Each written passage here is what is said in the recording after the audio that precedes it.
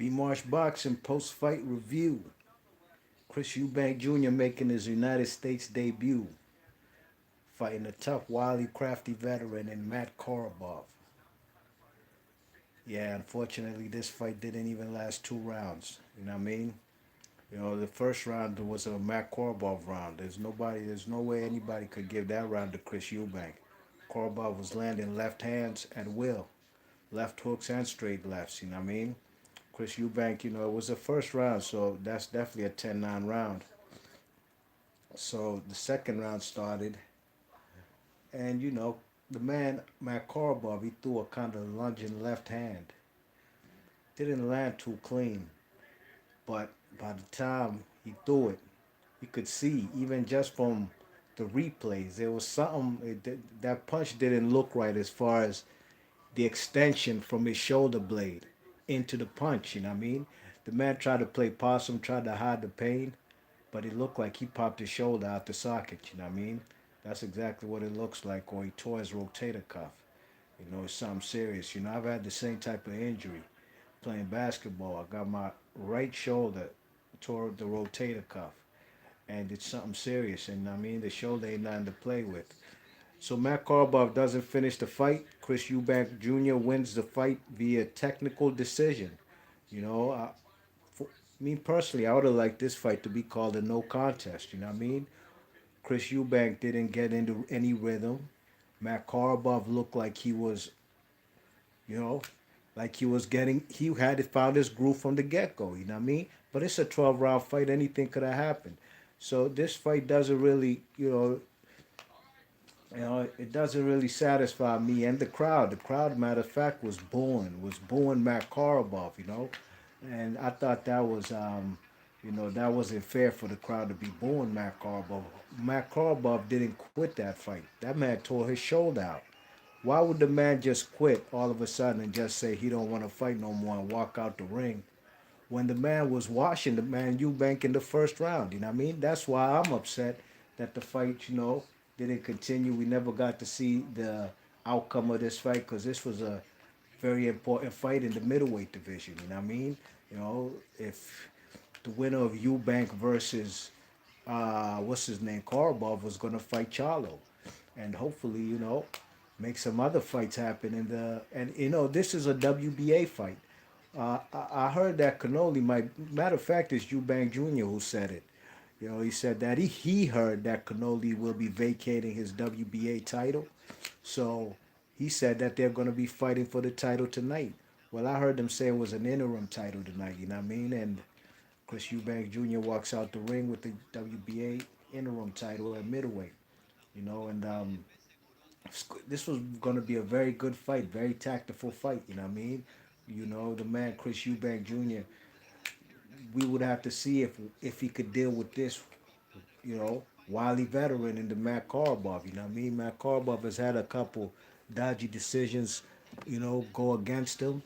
You know what I'm saying? I personally thought, the last fight I attended, I was at his last fight versus Emmanuel Alim. That was on the undercard of Jared Hurd and J. Rock Williams. And I thought he won the fight. You know what I'm saying? But then they came back and then they called it a draw. They did him dirty on that one. That's because Emmanuel Alim is originally from Virginia and that's where the fight was. But that wasn't cool. And I was really going to try to see what the man Matt Korobov had and Chris Eubank Jr. in his United States debut, but it's very anticlimactic. I wish we could have got to see the fight. Hit that thumbs up, man. I'm tired of people coming in this joint eavesdropping and not hitting that thumbs up every time I go live. You know what I mean? Be Marsh Boxing. I cover all boxing, all networks, all channels, all weight classes. It don't matter. You know what I mean? And I like boxing. I love it. And I was really looking forward to this fight. You know what I mean? I was really conflicted who I would pick to win this fight. I thought it was a true 50-50 fight. But now we'll never know the outcome. B Marsh Boxing. What the deal? Ginger Giant. How you doing, man? He's in the chat. He says, what happened in Eubank fight? Well, it only went basically 2 rounds. The first round, I gave it to Matt Korobov. Anybody who's watched that fight knows that Matt Korobov won that fight. He was landing left hands at will, him being the southpaw fighter. Then the second round, the fight got stopped at 2 minutes and 26 seconds into round two. Matt Korobov popped his shoulder out the socket or tore his rotator cuff. You know what I mean? And he couldn't continue. And the guy's a tough dude. He still tried to fight on for a few seconds, you know what I mean? Almost half a minute with that torn rotator cuff. Didn't throw that left hand at all after he initially threw that lunging left hand that tore his shoulder out the socket, you know what I mean? But then them fellas couldn't continue. And I know how that feels, man. I tore my rotator cuff in 2013, and I ain't gonna lie. It got repaired and it got fixed, you know what I mean? But every now and then when I play ball, like if I try to do one of my old patented moves, the up and around the basket like Mike, you know, jump up in the air on the left side of the basket because I'm a righty, and then go up and around using the rim as a defender and flip it with my right. I can't do stuff like that no more. I can't do my patented, you know, floater that I shoot over big men, you know, a finger roll, super high floater, because I have to do a full extension with my right hand. That's why I know that man, Matt Korobov, in some serious pain. And for the crowd to be booing him, they out of pocket, man. You know, look, man, we all wanted to see that fight. It was going to be a very good fight. Matt Korobov looked like he was going might be taking this guy to school. It was only one round, but from round one, you know, he gave him that work, you know what I'm saying? But he pops his shoulder out the socket, you know? That's why I got to give credit to man like Andre Berto. You know, Andre Berto versus Soto Carras, Jesus Soto Carras. Them fellas, Andre Berto tore his shoulder out the socket. But guess what? He lost that fight. He has no business losing to a tough guy like Soto Carras. Yeah, but the man, Andre Berto, went 12 rounds and still finished the fight with one hand. You know what I mean? The man fought with one hand. You know what I'm saying? I remember Deontay Wilder, he broke his hand versus Chris Arreola. You know what I mean? And he had no choice but to fight on the inside with one hand and a third degree burn on the same hand. You know what I mean? So you got to give fighters credit. You know, I'm not saying Matthew Korobov's a coward or a softy for not finishing. You know, just got to give what we saw happen with Soto Carras and Andre Berto. You got to give him credit for that shoulder injury. You know what I mean? Hashman Boxing, what's happening, man? He says, this annoying, man, SMH. It definitely is, man. It is. But it's no fault of the man, Matt Korobov. Matt Korobov ain't trained for however many weeks he did, you know, for an opportunity to get back in position and now challenge for a world title versus Charlo if he got through Eubank. You know what I mean? He was even winning round one. So he would have loved even more than us to finish this fight and prove to himself and to the fans that he's the real deal. But now we won't even know. Hashman says, I had Eubank ninth round TKO. True indeed. You're better than me because I don't know who would have won this fight because this is B-Marsh boxing. If I knew I had an inclination of who I think would win, I'd have made a prediction and breakdown. But I thought it was a 50-50 fight. I just left it alone. I was just going to enjoy it and score it with a clean heart like I always do. Ginger Giant, he says, Karbov is cursed. Got robbed in the last two, now this. Facts, preach. That's what I was saying, Ginger Giant. It is, man. It's not a good look, man. And believe you me, look, Hashman Boxing. If you had to ask me who would have won, I'd have told you it might be a draw. You know what I'm saying? That's what I was gonna say. It was gonna be a draw. Wood TV, what the deal, man? He said, this Wood, I hit the thumbs up. Salute, my guy. Big up, big up. Yes, indeed. Big up Wood from B-More 410 in the house. Ketik TV says, watch on Ketik TV, search in Google. Doc Dre, what the deal? Doc Dre? Doc Dre QU in the house, what's up with you? He says Korobov was gonna piece up Eubank. It looked like it was about to be go that way, man.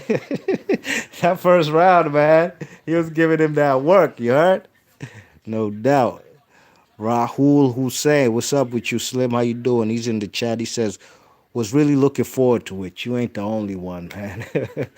This fight should have been the main event on on this fight on this card. You know what I mean? Real talk. This fight should have been the main event. You know, I know Jamal Charlo is a bigger star, and he is the only champion fighting on this card. That's why he's fighting Hogan on the main event. But the best fight on the card definitely is was gonna be this Korobov versus Eubank. Doc Dre says Andrade whoops all these cats. LOL. Yeah, I'd pick Andrade to beat all of them. Facts. Yeah, both these guys. They showing all the stars at the in BK. Deverchenko, DeAndre Jordan, Zab Judah, Charles Oakley in the house, New York Knicks. Who else? Who else they showing? All right, let's keep it moving, man. Jim Giant says, how long before Charlo fight? Steven Jackson, Captain Jackson, the house. Captain Jack, former youth Spurs, Golden State Warriors, played for many teams. Salute to Captain Jack. That's a tough dude. Malice in the Palace, man. He went up in the stands and got to throwing hands. Yeah. Neutral Natural. Oh, Gene George says, how long before Charlo fight? Well, it's about to start any second now. Neutral Natural says he's watching. Salute. Salute to you, Slim. Big up. Rahul Hussein says, but Eubank's next fight will be a dogfight, fam. I don't know who he fights next, but I hope he gets in the ring sooner than later and be more active. He hadn't fought since February when he pieced up, what's that guy's name? James DeGale. I was surprised. I picked James DeGale to win that fight. I was dead wrong. Eubank really shocked me and impressed me. Hard body in that fight. You know, I like Eubank, you know what I mean? You know, he started boxing late. You know, he's not a combination puncher. He does throw big lunging punches one at a time, but hey man, he's entertaining. I like him and his pops, man. You know what I'm saying? All right, where we at? But Neutral Natural says Andrade's the best middleweight right now. Hey man, he got to fight better people, and it's unfortunate. Look, listen to me, look, man. People need to lay off guys like Jamal Charlo. They talk about Jamal Charlo this, Jamal Charlo that. I'm not even the biggest Jamal Charlo fan, but the man is over here on Showtime. Sure, all the middleweight champions for the most part are over there on the zone. Okay, but look at guys like Andrade. That guy can't get a fight with none of these champions. Canoli nor Triple G trying to fight him. You know what I mean? He's one of those black fighters that ain't getting his just due. You check it. So what does it even matter? You know what I mean? The man Jamal Charlo could sign with the zone and stuff like that and still not be able to get the fight with Canoli and Triple G. Just like Andrade out there lingering fighting guys. I'm trying to tell you, every guy he fights lately, I ain't never heard of him. And I'm a boxing fan, dogs. I'm a hardcore. And look, a lot of those fighters over there on the zone, especially the black fighters, unfortunately for them, they be fighting guys every single time that I've never heard of. Like, what's the guy at lightweight with the cross eyes? Tevin Farmer. Every single fight he fights, I don't know his opponent. You know what I'm saying? Same with Andrade. Where we at in the chat? So Jamal Charlo is getting opportunities now. Look, if Canoli drops that WBA belt and the man Eubank Jr. is elevated, or maybe in his next fight fights for a real WBA belt for vacant versus whomever. I'm not looking at the rankings right now because I'm soon about to get off. Watch this man, Emmanuel Navarrete. Big ups to Hashman. Hashman, you already know we be talking about Emmanuel Navarrete. That's a bad FF. He's a bad dude, man. I like that guy, and I can't wait to see him fight some legit opponents because every fighter he fights too, I ain't never heard of him. You know what I mean? But that's the top rank motto. That's how they do. You know what I'm saying? But I think Emmanuel Navarrete is the best at 122. My guy Guillermo Rigondeaux, he's moved down to 118. I think look, man, you don't want to fight 5'7", 72-inch reach. 29 and 1, 25 KOs, Emmanuel Navarrete. It's not a good look right now. Rahil Hussein says UK in the house.